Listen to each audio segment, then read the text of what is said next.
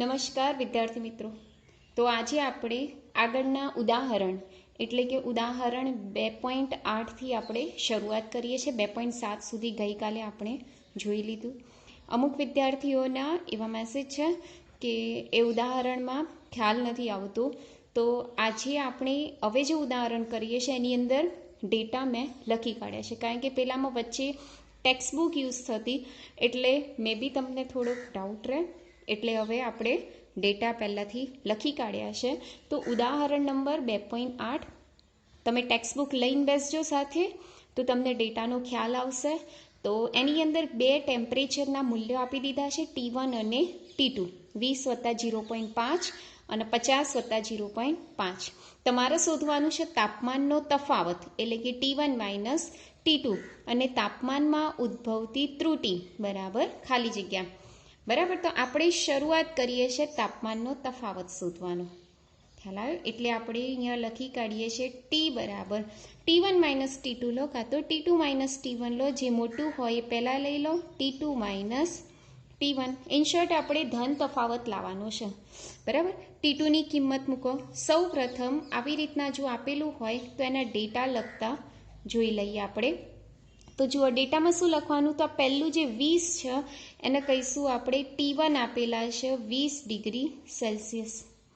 બરાબર, પછી આ 0.5 છે એને કહેવાય ડેલ્ટા T1 બરાબર 0.5 ડિગ્રી સેલ્સિયસ. આ 50 છે એને આપણે કહીશું T2, કેટલા આપેલા છે 50 ડિગ્રી સેલ્સિયસ. અને આ શું છે ડેલ્ટા T2 બરાબર 0.5 ડિગ્રી સેલ્સિયસ. અર્થાત જે પહેલું હોય એ સાચું મૂલ્ય હોય અને પછી હોય એ નિરપેક્ષ મૂલ્ય હોય, નિરપેક્ષ ત્રુટિ હોય. તો આવી રીતના T1 delta T1, T2 delta T2 આપણે લખી કાઢ્યા. હવે આપણે શરૂઆત કરીએ તો T2 - T1 શોધવાની. તો અહીંયા જુઓ T2 - T1. તો ચલો T2ની કિંમત કેટલી 50 માઇનસ T1ની કિંમત કેટલી છે 20. આ T2 - T1ને આપણે T કહી દઈએ તો 50 - 20 એટલે કેટલા થશે 30 ડિગ્રી સેલ્સિયસ. ખ્યાલ આવ્યો? હવે આપણે શોધવાનું છે તાપમાનમાં ઉદ્ભવતી ત્રુટિ. હવે અહીંયા શું છે બાદબાકી, તો આપણે અહીંયા સરવાળા બાદબાકીનો નિયમ વાપરીશું. એમાં શું કીધું હતું કે સરવાળો હોય કે બાદબાકી હોય એમની ત્રુટિઓનો શું થશે સરવાળો. એટલે ડેલ્ટા T બરાબર ડેલ્ટા T1 વત્તા ડેલ્ટા T2. તો ડેલ્ટા T1ની કિંમત કેટલી 0.5 ડિગ્રી સેલ્સિયસ, ડેલ્ટા T2ની કિંમત 0.5 ડિગ્રી સેલ્સિયસ. બંનેનો સરવાળો કરીએ એટલે 1 ડિગ્રી સેલ્સિયસ. ખ્યાલ આવે? એટલે તાપમાનનો તફાવત મળી ગયો, ડેલ્ટા T મળી ગયું. છેલ્લે તમારે જવાબ લખવો હોય તો T ± ડેલ્ટા T લખવું હોય તો Tની જગ્યાએ 30 ± ડેલ્ટા Tની જગ્યાએ 1 કૌંસ પૂરો ડિગ્રી સેલ્સિયસ 12. આ તમારો ફાઇનલ જવાબ. તો આ આપણો ઉદાહરણ નંબર 2.8 કમ્પ્લીટ. હવે આપણે આગળ વધીએ ઉદાહરણ નંબર 2.9. તો જો 2.9ના ડેટામાં કંઈક તમને આપેલું છે, વોલ્ટેજનું મૂલ્ય આપેલું છે 100 ± 5 અને વિદ્યુત પ્રવાહનું મૂલ્ય આપેલું છે 10 ± 0.2. તો આના પહેલાં સૌ પ્રથમ ડેટા લખી કાઢીએ. તો આ પહેલું શું આપેલું હોય V બરાબર 100 વોલ્ટ. એના પછી જે 5 છે એને કહેવાય ડેલ્ટા V બરાબર 5 વોલ્ટ. એના પછી આ I આપેલા છે તમને 10 એમ્પિયર અને આ જે ડેલ્ટા I છે એ 0.2 એમ્પિયર. બરાબર, આ 4 વસ્તુ આપેલા છે, આના ઉપરથી મેં આ લખી કાઢ્યું. તો હવે તમારે શોધવાનું છે આરમાં ઉદ્ભવતી પ્રતિશત ત્રુટિ શોધો. બરાબર, તો જુઓ આપણી પાસે અવરોધનું એક સૂત્ર પારિમાણિક સૂત્ર કરાયા ત્યારે R બરાબર લખાયું હતું V/I. બરાબર, હવે આ કયો નિયમ લાગુ પડશે આની અંદર ભાગાકાર. તો ભાગાકારમાં જો તમને ખ્યાલ હોય તો મેં કીધું હતું કે સાપેક્ષ ત્રુટિનો સરવાળો થાય. કઈ ત્રુટિનો સરવાળો થાય સાપેક્ષ ત્રુટિ. તો આરની સાપેક્ષ ત્રુટિ શું લખાશે ડેલ્ટા R ભાગ્યા R બરાબર શું આવે છે V. તો Vની જગ્યાએ શું લખાશે ડેલ્ટા V ભાગ્યા વી અને પછી આવે છે ભાગાકાર. તો ભાગાકારની જગ્યાએ શું લખવાનું? સરવાળો. ભલે ભાગાકાર હોય કે ગુણાકાર હોય, ચિહ્ન તો કયું આવશે? બેની વચ્ચે સરવાળો. અને આઈની જગ્યાએ શું લખીશું? ડેલ્ટા આઈ ભાગ્યા આઈ. હવે આની અંદર કિંમત મૂકી દઈએ તો ડેલ્ટા વીની કિંમત શું લખીશું આપણે? 5. વીની કિંમત કેટલી લખીશું? 100 પ્લસ ડેલ્ટા આઈની જગ્યાએ કેટલા લખીશું? 0.2 અને આઈની જગ્યાએ કેટલા લખીશું? 10. 5 ભાગ્યા 100 એટલે 0.05 પ્લસ 0.2 ભાગ્યા 10 એટલે 0.02. સરવાળો કરો એટલે 0.07. આ ડેલ્ટા આર ભાગ્યા આર મળ્યા. પરંતુ તમારે શું શોધવાનું છે? પ્રતિશત ત્રુટિ. એટલે બંને બાજુ 100 વડે ગુણી નાખવું એટલે ગુણ્યા 100. તો આને બી 100 વડે ગુણો એટલે તમારો જવાબ કેટલો આવશે? 7%. એટલે અવરોધની જે પ્રતિશત ત્રુટિ છે એ તમને કેટલી મળશે? 7%. તો આપણું ઉદાહરણ નંબર 2.9 અને 2.8 જોઈ લેજો અને તમારી ફેરબુકમાં પણ ઉતારી દેજો. આગળ આપણે વધીએ તો ઉદાહરણ નંબર 2.10. જો હવે 2.10ની અંદર બી તમને R1 અને R2 આપેલા છે તો એના ઉપરથી તો સૌ પ્રથમ તમારે ડેટા લખી કાઢવાના. R1 બરાબર કેટલા લખશો? 100. ડેલ્ટા R1 બરાબર કેટલા લખશો? 3 ઓહ્મ. આવી રીતના બતાવી દઈએ તો બી ચાલે. R2 બરાબર કેટલા લખશો? 200 ઓહ્મ. અને ડેલ્ટા R2 બરાબર કેટલા આવશે? તો કેટલા લખેલા છે? 4 ઓહ્મ. આ 4 ડેટા મળી ગયા. પહેલું શોધવાનું છે જ્યારે શ્રેણી અવરોધ હોય, શ્રેણી જોડાણ હોય ત્યારે અવરોધ કેટલો? એટલે નંબર 1 શ્રેણી જોડાણનો અવરોધ શોધો. ચલો, શ્રેણી જોડાણ હોય ત્યારે સમતુલ્ય અવરોધ કેટલો થાય? R1 વત્તા R2. શું થાય? R1 વત્તા R2. તો R1ની કિંમત મૂકી દઈએ. કેટલી થાય? 100. R2ની કિંમત 200. 100 વત્તા 200 એટલે કેટલા થશે? 300 ઓહ્મ. આ R મળી ગયા આપણને. બરાબર. હવે આના ઉપરથી આ સરવાળાનો નિયમ લાગુ પડશે. તો સરવાળાનો નિયમ લાગુ પડે એટલે આના માટે શું લખાય? આરની જગ્યાએ નિરપેક્ષ ત્રુટિ. જો ગુણાકાર કે ભાગાકાર હોય તો સાપેક્ષ ત્રુટિ થાય. સરવાળો કે બાદબાકી હોય તો નિરપેક્ષ ત્રુટિ. તો આરની જગ્યાએ ડેલ્ટા આર, R1ની જગ્યાએ ડેલ્ટા R1 અને R2ની જગ્યાએ ડેલ્ટા R2. બરાબર. જો આમાં સરવાળા બાદબાકીમાં ગુણાકાર ભાગાકારમાં જો ખ્યાલ ના હોય તો મારો આગળનો વિડીયો તમે જોઈ શકો છો અને એની અંદર થિયરી ફરીથી સમજી શકો છો. ચલો, ડેલ્ટા R1ની કિંમત કેટલી છે? 3. ડેલ્ટા R2ની કિંમત 4. 4 વત્તા 3 કેટલા થશે? 7. ખ્યાલ આવ્યો? હવે આખો જવાબ લખો. R plus or minus delta R બરાબર આરની જગ્યાએ કેટલા લખશો? 300 પ્લસ ઓર માઇનસ ડેલ્ટા આરની જગ્યાએ કેટલા લખશો? 7. કૌંસની બહાર શું લખશો? ઓહ્મ. તો આ તમારો જવાબ. કયા જોડાણ માટે થઈ ગયું? શ્રેણી જોડાણ માટે. હવે આપણે કયું લઈશું? સમાંતર જોડાણ. શ્રેણી જોડાણ અને સમાંતર જોડાણ માટે તમે ધોરણ 10માં ભણીને આવ્યા છો અવરોધોનું શ્રેણી અને સમાંતર જોડાણ.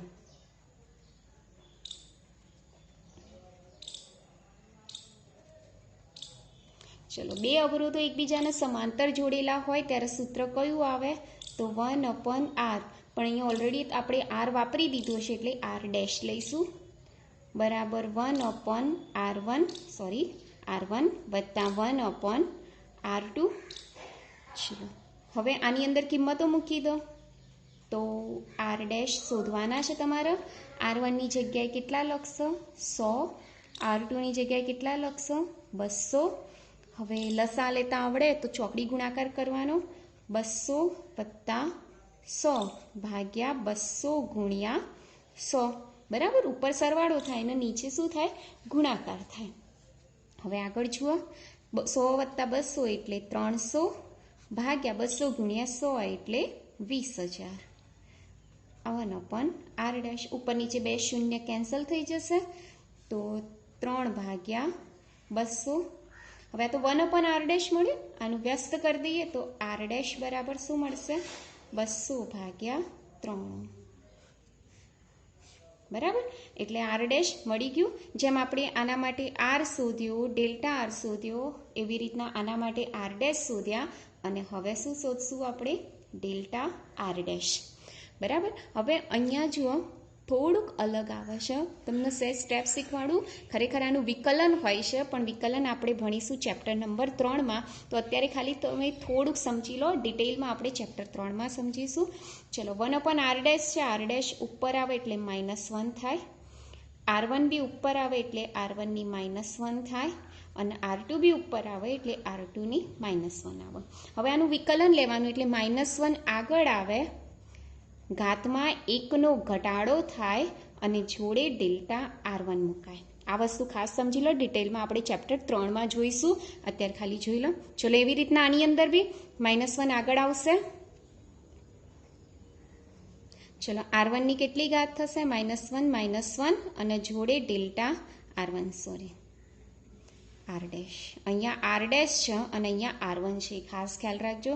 એવી રીતના અહીંયા બી -1 આગળ આવશે, r2 ની -1 થશે અને અહીંયા ડેલ્ટા r2.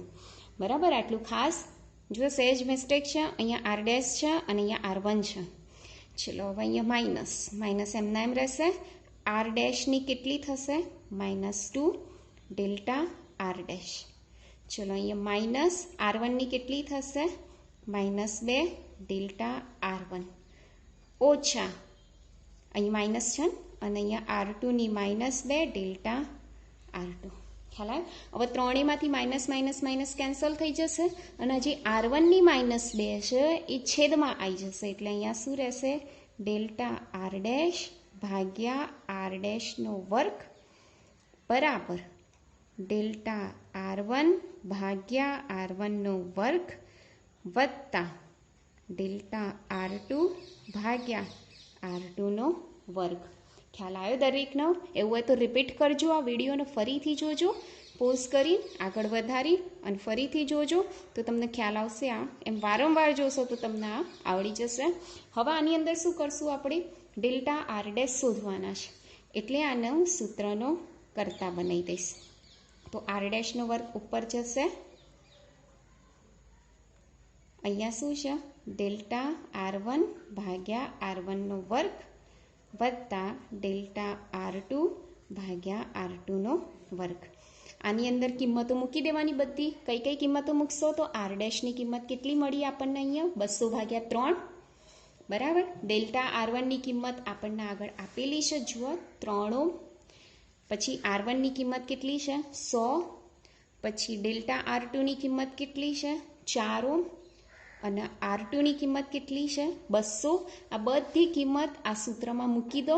કેલ્ક્યુલેટર છે તમારી પાસે, શાંતિથી બેસી અને ફેરબુકમાં એની ગણતરી કરતો જે બી આન્સર આવશે એ તમારો અહીંયા લખી દેવાનો. આ તમને શું મળશે? Delta r dash. ખ્યાલ આવ્યો? અને પછી છેલ્લે આવું એક સૂત્ર આના માટે બી લખશો. શું લખશો?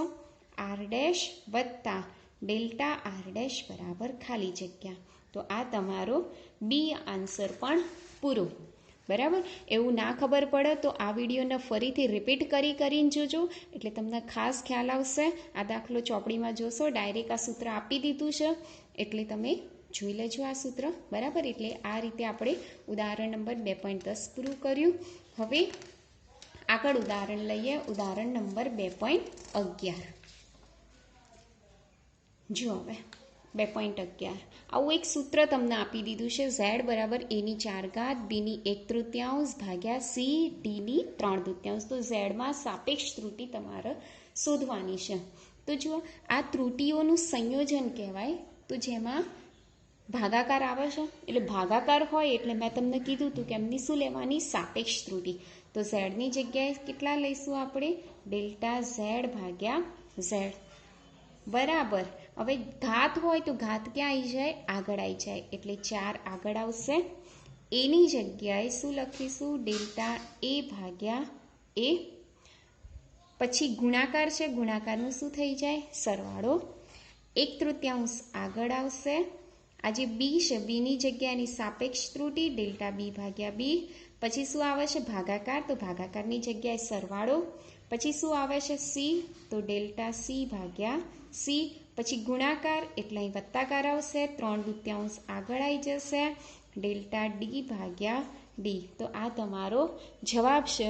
અને ઝેડની સાપેક્ષ ત્રુટિ શોધવાનું કીધું છે, એટલે ડેલ્ટા ઝેડ બાય ઝેડ તમારે શોધવાના કીધા છે. તો આ રીતના તમે કોઈ બી સૂત્ર હોય તમે આવી રીતના કરી શકો. ખાસ ધ્યાન રાખવાનું કે ઘાત ક્યાં આવી જાય આગળ, અને જે તે પદ હોય એની સાપેક્ષ ત્રુટિ લખવાની, ગુણાકારની જગ્યાએ સરવાળો અને ભાગાકારની જગ્યાએ પણ સરવાળો. આ ખાસ તમારે ધ્યાન રાખવાનું છે. તો આ રીતના ઉદાહરણ નંબર 2.11 પૂરો. હવે લઈએ આપણે ઉદાહરણ નંબર 2.12. હવે જો અહીંયા ઉદાહરણ 2.12ની રકમ અનુસાર મેં અહીંયા ડેટા લખ્યા છે. તો એમાં આવર્તકાળનું એક સૂત્ર આપ્યું છે, ટી બરાબર 2π√L/g. ડેલ્ટા એલ જેટલી ચોકસાઈ આપેલું છે, એટલે લંબાઈની ચોકસાઈ આપેલી છે 1 mm 10⁻³ મીટર.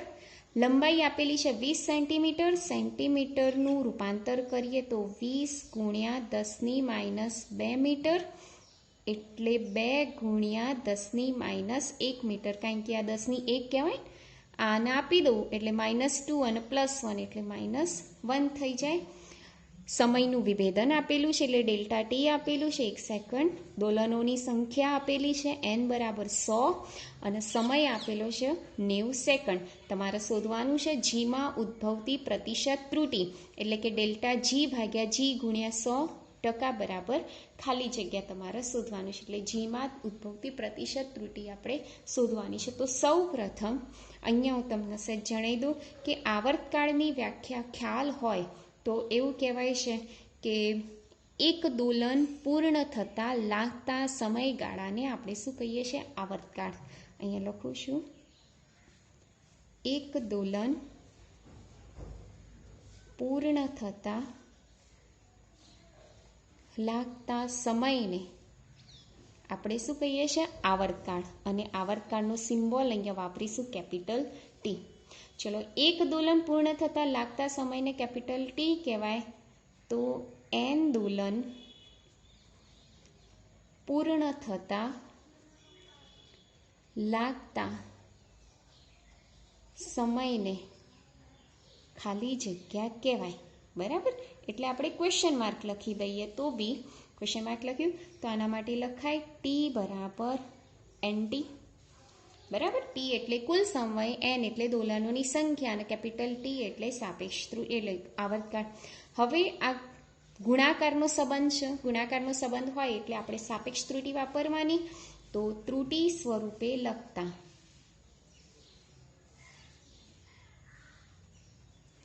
ટીની જગ્યાએ શું આવે? ડેલ્ટા ટી ભાગ્યા ટી બરાબર n એ ચોક્કસ સંખ્યા છે, એટલે સંખ્યાની આપણે ત્રુટિ બતાવી શકીએ નહીં. એટલે nનું નહીં બતાવવાનું, સીધું ટીનું બતાવવાનું. એટલે ડેલ્ટા ટી ભાગ્યા ટી. આની આપણને આગળ જરૂર પડશે. બરાબર? હવે જુઓ, આપણી પાસે ઓલરેડી આ સૂત્ર આપેલું છે. કયું છે?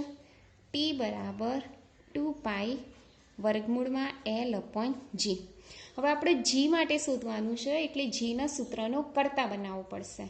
કર્તા બનાવવા માટે પહેલાં વર્ગમૂળને દૂર કરવાનું. વર્ગમૂળને દૂર કરો એટલે મારે શું આવી જાય? સ્ક્વેર. અહીં આવશે 4π² L/g. જીના કર્તા બનાવો તો જી બરાબર શું થશે?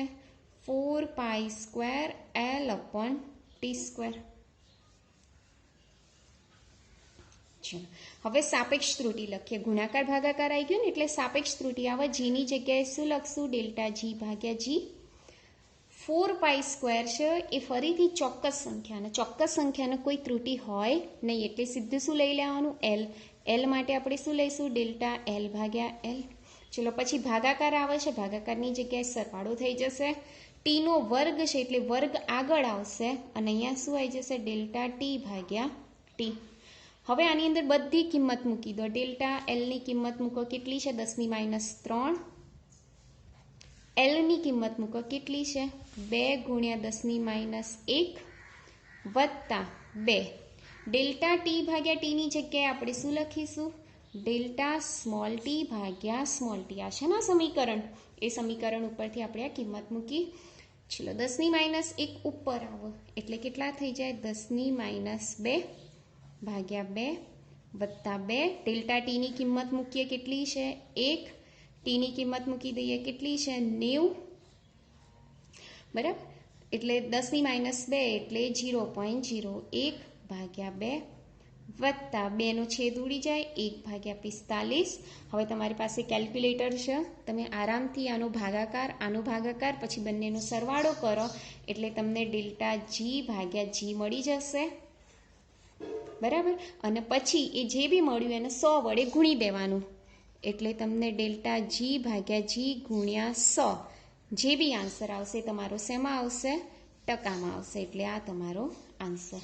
એટલે ખાસ આ ઉદાહરણ થોડુંક ધ્યાનથી ડબલ વખત એટલે કે વિડીયો રિપીટ કરીને જોજો એટલે તમને ખાસ ધ્યાનમાં આવી જશે.